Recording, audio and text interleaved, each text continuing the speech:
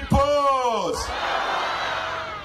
Asa watu wa Mabadaga mmetisha sana, uongo kweli?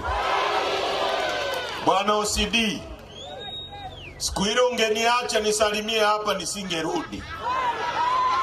Sasa nimerudi, na usikilize, tashughulika na wewe, tashughulika na bosi wako, kwa sababu nyie ni miongoni mwa watu mnaohusika kuharibu sana nchi hii. Na nitakufundisha kushughulika na wewe katika aina ya kukufundisha, kwa sababu wakati mwingine mnakuwa mnaharibu sana, na unaharibu mpaka unaharibia na watoto wako. Nchi hii tunataka tuijenge iwe sehemu bora hata kwa ajili ya watoto wako na wajukuu zako, kwa sababu hawa mnaotaka kuwabeba na kuwatetea hawabebeki.